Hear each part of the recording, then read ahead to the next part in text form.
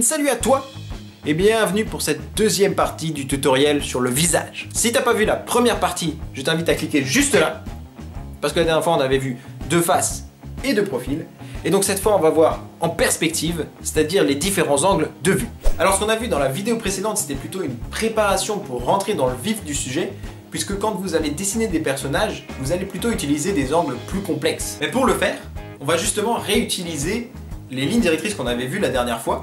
On va simplement leur appliquer les lois de la perspective. Donc le programme va être très simple. D'abord, comme dit, on va voir comment faire la forme de base de la tête en réutilisant les mêmes lignes directrices. Ensuite, on va aller plus en détail en simplifiant la tête en forme géométrique pour comprendre les différents plans du visage et comment ils sont liés entre eux. Et enfin, on terminera par dessiner des têtes sous tous les angles, de toutes les sortes et de tous les styles pour vraiment approfondir ce qu'on aura vu et vraiment maîtriser tout ça. Allez, on commence tout de suite avec la forme de base. Alors on commence par tracer un cercle, à main levée ou au compas, c'est comme vous voulez. Bien sûr la tête, c'est pas plat. Donc on va transformer ce cercle en sphère en le coupant en deux, verticalement et horizontalement. Mais la tête n'est pas vraiment une boule justement. Si on regarde de face, les côtés sont coupés et en fait plats. C'est les tempes qu'on avait vues la dernière fois. On va donc les matérialiser par un ovale sur le côté. Normalement c'est plus ou moins rond bien sûr, mais comme on est en perspective, ça va plutôt donner un ovale. Là c'est pas mal. Mais il faut encore rajouter la mâchoire en bas. On va donc descendre le trait du milieu tout droit, et les deux sur les côtés au niveau de la croix et de la tempe. Ici on trace le menton, et on relie le tout.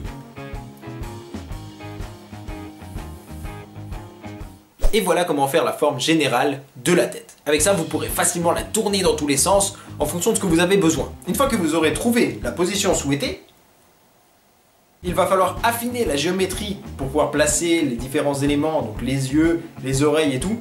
Et donc c'est ce qu'on va voir tout de suite. On commence par retracer la sphère avec les deux tempes sur les côtés.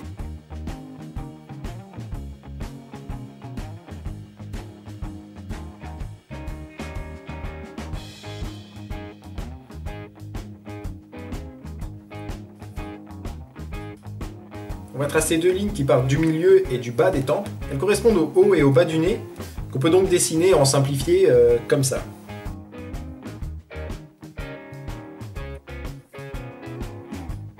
On trace ensuite une troisième entre les deux premières, qui va nous permettre de placer les yeux. Maintenant, de la même manière qu'avant, on va faire la mâchoire.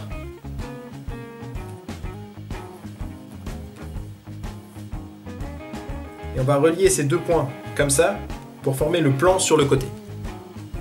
Le front se colle ici, à la tempe aussi, et enfin il ne reste plus qu'à tracer les oreilles. Et voilà, tu sais comment est fait une tête en volume, et donc tu vas pouvoir adapter ça pour en faire sous différents angles de vue. Mais ne t'inquiète pas, on va faire ça ensemble.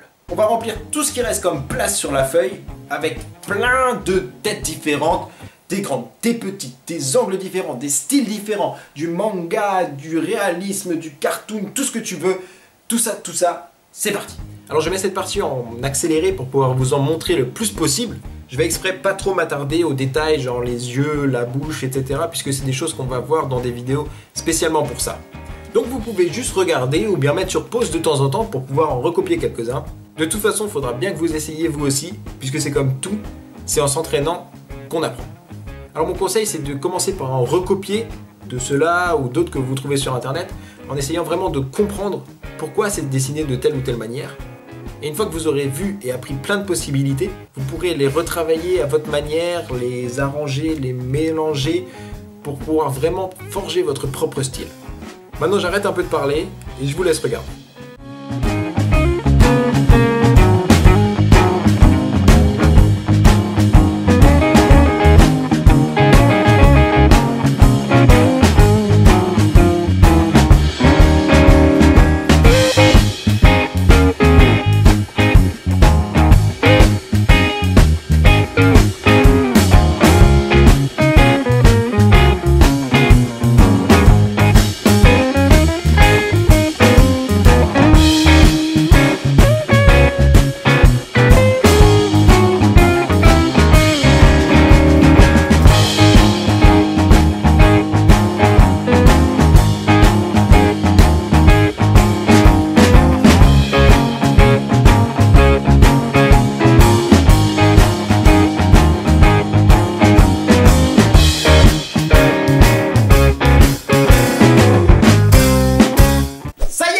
se dessiner une tête en volume sous différents angles de vue pour commencer à créer tes propres personnages.